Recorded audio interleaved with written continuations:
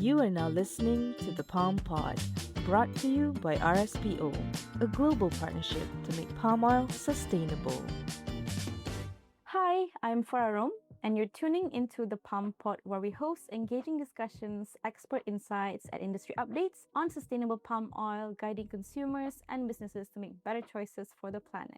Not too long ago, I overheard a colleague at RSPO mention about the world's first sustainable palm oil city, and of course, I was hooked. I asked myself, where is the city first? And then who started it? And what does a sustainable palm oil city even look like? So I went down a rabbit hole on the internet, and that's when I actually found it was Chester Zoo behind it all. So the campaign to make it happen actually started back in September 2017. And after almost 2 years of hard work and collaboration, Chester was officially declared the world's first sustainable palm oil city on March 11, 2019. And what I really love about this story is that it wasn't just a top-down effort. It brought together schools, restaurants, hotels, cafes, and even the local council. The hospitality industry especially played a huge role in making sustainable choices part of everyday life for people in the city. And since then, Chester's success has inspired other places around the world to think, hey, maybe we can do this too. So to commemorate the journey, we got Chester Zoo with us here on the Palm Pot to tell their story. And joining me today is Catherine Barton, the policy lead for Deforestation-Free Commodities of Chester Zoo. Welcome to the Palm Pot, Catherine. Hi, nice to meet you and thanks for having me on. So back in September 2017, when the campaign began, how did you even start turning a dream into something real, and what sparked the bold idea? Yeah, I guess the spark really was orangutan conservation, to be honest. So my role at the zoo at the time, I was managing the field program that we have out in Sabah in Borneo. And that program is all about preventing extinction of the biodiversity of the area. So orangutans, elephants, hornbills, all of this amazing biodiversity found in Sabah. The area that we work in is it's an oil palm area. Oil palm is obviously part of the community and it's a fragmented forest. So there's the Lower Kinabatangan Wildlife Sanctuary with patches of habitat and oil palm around it. So we were almost using that project as the basis of what conservation challenge do we want to fix and how can we do that? So our partners in the field were working really hard with the communities and the local stakeholders and making sure the on-the-ground conservation was working. And we really wanted to find a way that we could support that. So we started up our campaigns back in Chester Zoo, and the idea behind that was to create a demand for sustainable palm oil. We knew that sustainable palm oil needed to happen on the ground. We completely understood that palm oil free was not the way to go, which was where many NGOs were going, but actually sustainability and being part of that industry change was really important. So we decided to create our own education and behaviour change campaigns around palm oil. UK being buyers of palm oil, we had a part in this story. It's very much shared. It's a shared journey between all of the stakeholders through the palm oil supply chain. And so we felt that we could use the role of the zoo as an education charity to actually tell the story of sustainable palm oil and encourage behaviour change to create more sustainable palm oil and more demand for it. So that was really why the project started. And we very much focused on hospitality for this. We were seeing loads of really progressive companies and manufacturers and retailers, but we weren't really seeing many hospitality, restaurants and the likes that were taking on sustainable palm oil. So I guess it must be difficult for Chester Zoo to take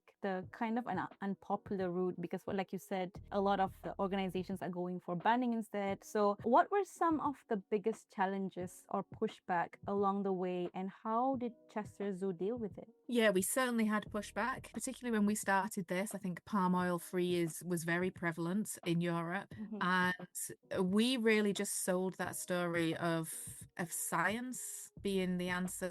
There's a lot of research that's been done on different types of vegetable oils, on how biodiversity adapts to palm plantations, and also looking at the community aspect as well. The fact that we have partners in the field and we can engage with local communities, we could get a real understanding of what actually was needed and what was going to work. And we knew that that wasn't palm oil free. So really, we just stuck to that science and the facts and just tried to share that as best we could. There's always going to be pushback because there's always going going to be opinions, but we tried to counter those opinions with the fact to really get the idea of sustainable palm oil across. I think that's a really interesting point you said. Facts and Science. science. Very important.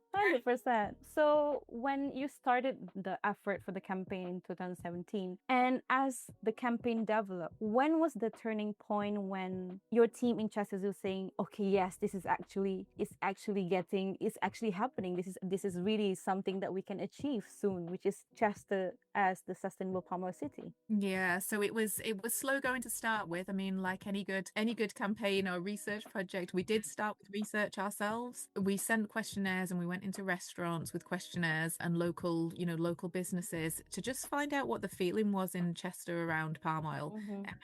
What were the barriers really to choosing sustainable palm oil. Very important part of any behavior change campaign is finding out those barriers and breaking those barriers down and making it easy. So knowledge actually came out from that research is really key. It just, people didn't know about it. It wasn't that necessarily that the people didn't care. It was just they didn't really know enough about it, know how to find sustainable palm oil in the hospitality industry. And so that was kind of where we started, which was really looking at that education side. And as soon as you have conversations, you've only got a few seconds with people really when you're thinking about, marketing campaigns to grab their attention and get a message. Right. And that was too difficult for this because actually palm oil's and sustainable palm oil, it's quite complicated. And the more you talk about it, the more complicated it gets. And it's not just a black and white situation. It's very grey in areas. So we felt that you needed that really intense education and one-on-one conversations almost to help people understand what sustainable palm oil is and try and break down some of those barriers. So we actually pulled a lot of the restaurants and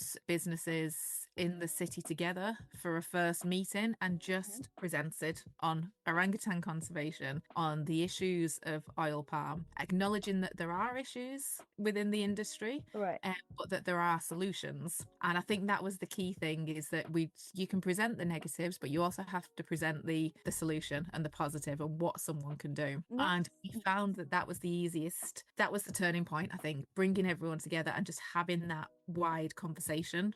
Just an additional question. How long does it take for you to convince one restaurant to actually come to the gathering? And what was the experience like giving out flyers and, just randomly starting talking about palm oil? Because I think, again, for us in Southeast Asia, for instance, I'm from Malaysia, so palm oil is exactly a part of our life. So it's quite easy to start the conversation. So how did you do that? That's actually really, really amazing.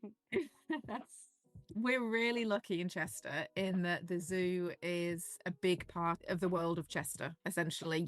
It's the biggest tourist attraction or the most visited tourist attraction outside of London. And Chester's, a very small city in the northwest of England. So to have that accolade is pretty amazing anyway. And what we find is the pull of tourists to Chester is partly because of the zoo. So local businesses are willing to work with us and want to work with us, and vice versa, because it all comes back to that community feel of bringing people to Chester and showing what Chester can offer. And so doing that at a community level is really important. So we already had a lot of, business networks within Chester where we work together, and Chester Zoo is a big part of that. So actually getting people to come to a meeting convened by Chester Zoo wasn't that difficult. It was more getting across the intricacies of palm oil. But I think for us as well, it's, with being a zoo and having, many conservation challenges with the animals that we have in the zoo, this one felt like we could do something.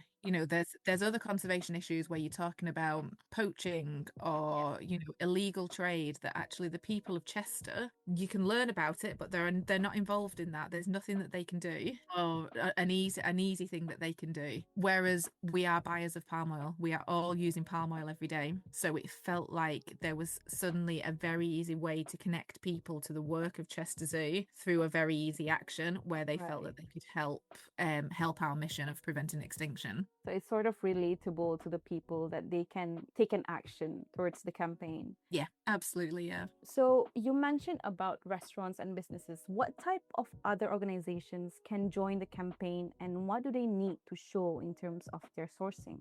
Yeah, so there was a whole range. I mean, as I say, we wanted to focus on hospitality just because we saw that retailers, manufacturers, they were already on the journey and we felt that hospitality needed that push. But also, what we didn't want to do was for people to, be left out if they wanted to join the campaign. And we also wanted to spread it just as wide as we could because, getting the knowledge out there and making it feel like a community campaign was really important. So we broke that down to a 5-star ranking system. So we had, for one of the stars, we had restaurants. So that would include kind of cafes, fish and chip shops, up to kind of pizza restaurants, that kind of thing. We then had tourist attractions. So the zoo being a tourist attraction within that as well. But things like, cinema, theatre, gyms, that kind of thing. We then looked at workplaces. And this one we felt was really important because this workplace is such a big part of the city. So say like a solicitor's firm or an accountant's firm, you wouldn't necessarily think of including them at the start, but they will all bring biscuits in for meetings. A lot of them have canteens or order in sandwiches. So there was an element of palm oil to their work as well. So we felt it was a really nice way to include them. And then one of the other star systems obviously being education. So universities and schools, really important because as we mentioned earlier, the key barrier was education. It was the knowledge. It was the people didn't know about sustainable palm oil. So for us, it was really important to include those institutions. And then the 5th star was manufacturers. So any manufacturers that were based in the city. So we wanted to make sure that everyone could get involved if they wanted to. And then in terms of that involvement, we asked, again, with behaviour change campaigns, it's making it easy. It's putting those really simple steps in place. So we had a first really easy step of just pledging. So people could just pledge to say they wanted to be part of it and they were going to look into it. And that gave us that connection straight away and the motivation behind them wanting to help with the campaign, and we connected straight away with them to help them. The next step is make one change. So it wasn't even changing whole supply chains to sustainable palm oil. It was maybe doing a simple step like auditing. It was maybe changing one supplier or convincing one supplier to move to sustainable palm oil. Right. And then we also, the third step, we wanted to cement that commitment and make it transparent. So it was about putting your own stance on your own website, because again, we weren't, with this campaign, we're not auditors, so we wouldn't go in and audit the restaurant in that way. It's for them to self-audit. So making that public statement is obviously really important. That's a hugely important part of the whole palm oil industry and supply chain and the RSPO and transparency. So we wanted to make sure that local businesses were just starting on that journey and just putting a statement on the website. And it was then to say on that website,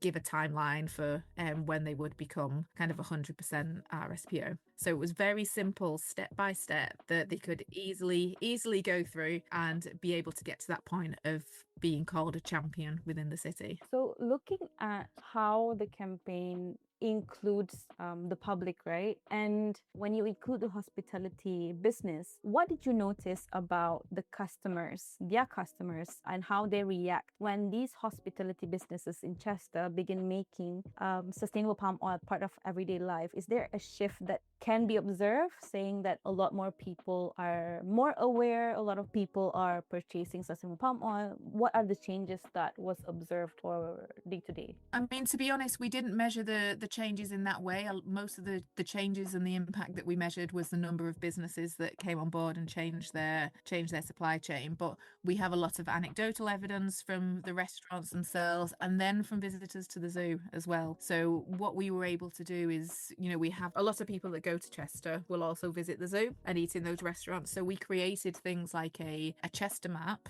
that showed all of the individual champions, and we had that in the zoo so that people could go and, look at the map and find the restaurants that they could maybe go and eat in that night that were part of the campaign. So a lot of it was anecdotal, but we had really good feedback. What we found was that there was almost that social norming, which is, a key part of behaviour change, is making something the norm. And we had window stickers, for example, for restaurants, that when they became a champion, they'd put this window sticker in their window. and everyone wanted a window sticker in the end. You found that people were, the neighboring restaurants were coming on board kind of thinking, oh, hang on a second, they've got that sticker. They've got an I need one orangutan too.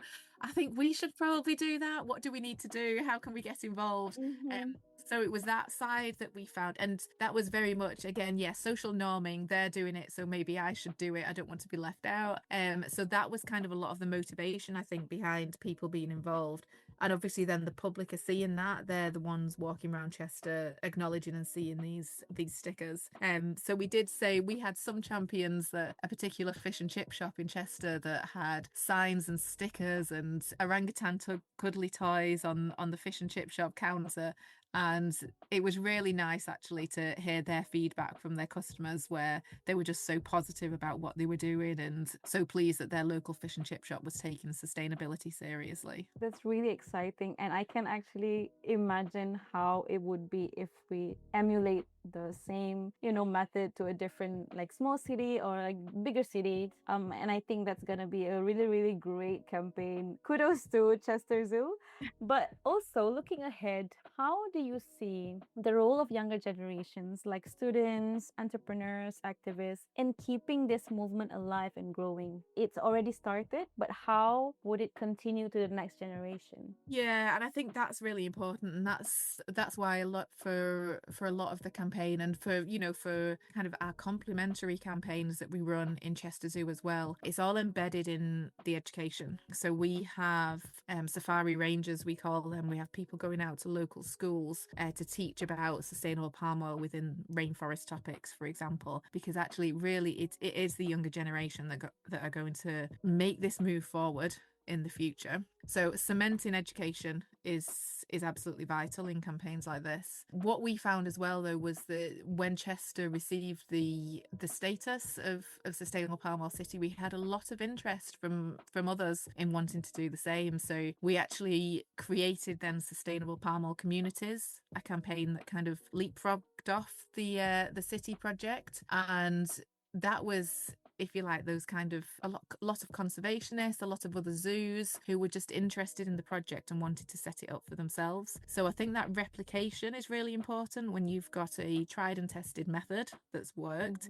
Replicating that in other areas, I think, was really critical to us in the end, to set up that sustainable palm oil communities and see how it could flourish and grow. So we now have 6 other communities who are running the project. So we're assisting with that as well. We're still involved in those projects and helping them and coordinating that, but actually they lead the project in their area. So we have Blackpool Zoo, for example, which is another small town in the northwest of England. They're looking to become the first sustainable palm oil town. We have Dorset, a county down in the south of England. They're looking to become the first sustainable palm oil county.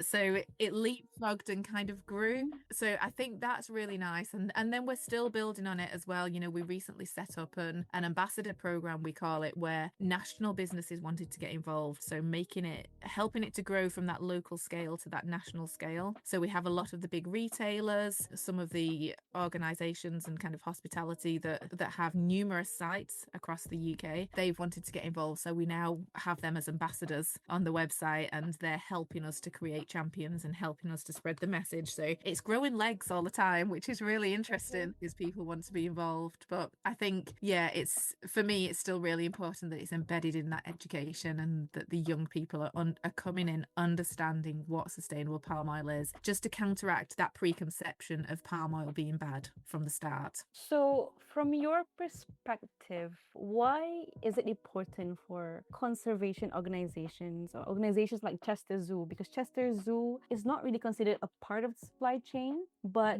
you are doing a really amazing job in terms of engaging with initiatives such as RSPO, and to ensure the palm oil is produced responsibly. Why do you think it's important for other organizations to join in the support or to create the initiatives as how Chester Zoo did? Yeah, I guess different depending on what kind of organisation you are. So for Chester Zoo and then for other environmental NGOs, the purpose behind this is preventing extinction. that's our mission at Chester Zoo, and the mission of many NGOs is, the biodiversity and wildlife link. And the fact that we can do something about this by creating demand for sustainable palm oil in our own countries, it is a shared responsibility. The whole of the supply chain should be assisting with this movement towards sustainable palm oil. And in some ways we're quite lucky as an NGO in that we could use a bit of shared experience, because at Chester Zoo we do have food in our supply chain.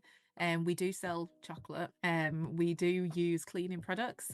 So we could also do the same. We could also start looking at our supply chain and be an active part in that sense. So I think really important that you lead by example as well, and that we were involved in those audits ourselves, to make sure that we were also doing the right thing. But then I think as well for other organisations with sustainability, especially where there's food involved, food security is a massive topic. And actually, if we don't take sustainability seriously now, there isn't going to be that food availability in the future, and that's not sustainable for a food business. So we really need to get across the message that sustainability is important for many reasons. Yes, it's important for the local communities on the ground. Yes, it's important for the biodiversity on the ground, but it's also important for the sustainability of all of our businesses in food, to make sure that we do have these food systems available for us to use in the future. Building on that, I think you've already covered some of the points, but how do you see RSPO certification helping to strengthen trust that palm oil can be both sustainable and wildlife friendly? Yeah, I think RSPO it's been critical in these campaigns, to be honest, because especially at this end of the supply chain, you've got that whole chain of custody where you can encourage a consumer in the UK to buy RSPO certified, and those consumers can find out, it's not always easy, because as we know, there isn't always labeling on packages, but we've created things like our palm oil scan app that helps consumers to find RSPO certified products. So I think that part of the RSPO work has been so important, to be able to embed that message through the supply chain right through to the consumer. So that chain of custody has been critical. Being able to tell the story of what RSPO has achieved is important. So the reductions in deforestation, for example, the positive impacts of RSPO certification on carbon. I think there's lots of studies that are coming out now from around RSPO certified plantations where you can show that there has been positive impact. Of course, we know there's always improvement. There's always going to be improvement in sustainability and always going to be change. But I think as long as we're all driving that change together, working collectively towards it, I think it's a really important tool in the toolbox to have certification schemes to help with conservation. So last but not least, I think we're already actually ending in a high note, but give you a space to, if you have one message from Chester Zoo's journey that shows change is possible when we act together, and how can initiatives like RSPO help drive that change towards a sustainable future? I think my key message is that everything is a collaboration, and everyone has to be involved to be able to do that. And I think that's something I've found working in this area. No one can do it alone, so you can't stand as a lone NGO and shout what you feel your message should be, just in the same way as the businesses on the ground can't work without the rest of the supply chain. So for me, it's that collaboration can work for conservation. Thank you so much, Catherine, for sharing Chester's journey with us. And what we've heard today is a reminder that real change happens when communities, businesses, and individuals all play their part. So Chester's story shows us that choosing sustainable is not just possible, but it can definitely have a ripple effect, like how you mentioned about other towns are following the same method or same pathways as Chester did, and it can transform an entire city and inspire the world. So thank you so much, Catherine, for today. No problem. Thank you so much for having me on the podcast. So to our listeners, remember that every choice matters, and whether it's the food you eat, the products you buy, or the business you support, choosing sustainable makes a real difference. I was speaking to our guest, Catherine Barton, or Cat, Policy Lead for Deforestation and Free Commodities from Chester Zoo. I am Fara Rom, and this is the Palm Pod.